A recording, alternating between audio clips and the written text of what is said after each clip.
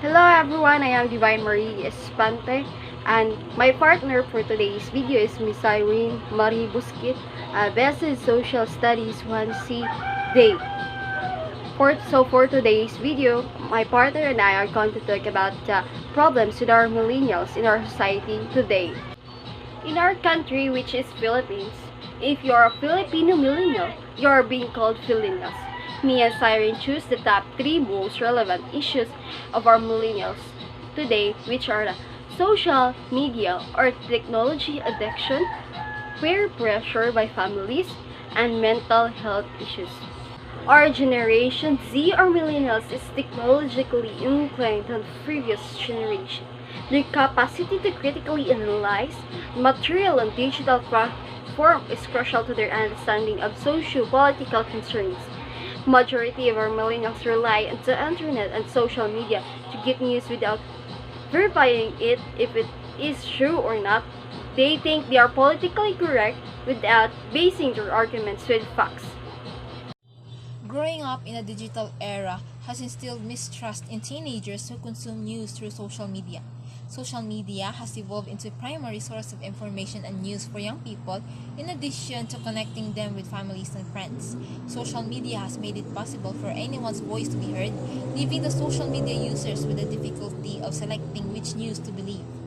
When it comes to recognizing false news on social media, teenagers are more prone to dismiss news items from any social media platforms. So young individuals, regardless of where they acquire their news, must feel the need to authenticate the facts they encountered on social media.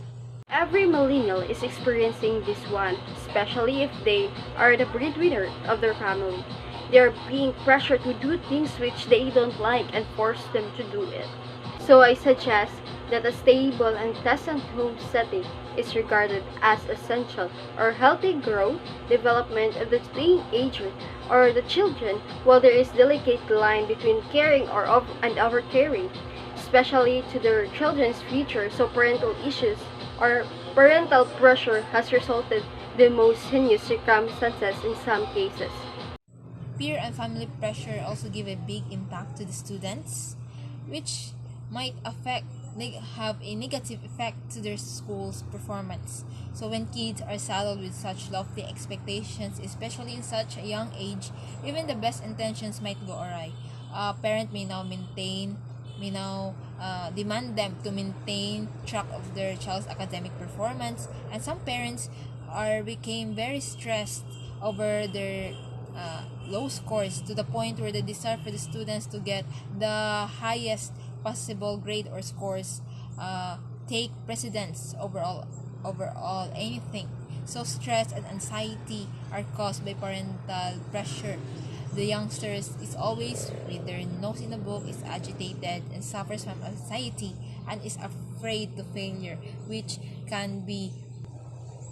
also can have a lifelong effect to the character of the students as they grow up.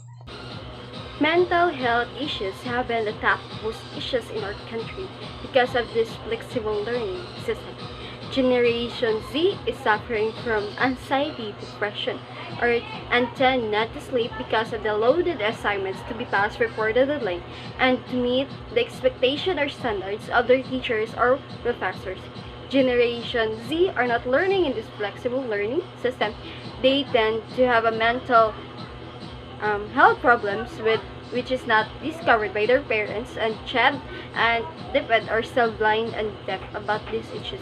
I'm not saying that they didn't learn a little thing, they learn thing, but they tend to more discover their mental health issues than learning. Nowadays, especially in times of the pandemic, social well-being is important in guaranteeing the overall mental health in teenagers. So it is the responsibility of the parents and the society also to promote greater adolescent mental well-being by ensuring that they have strong social structures, such as the family, to assist them to overcome the myriad social difficulties that contribute to poor mental health. So children and also the young adults are more sensitive to mental problems than the adults, so necessitating more intensive treatment for them is important.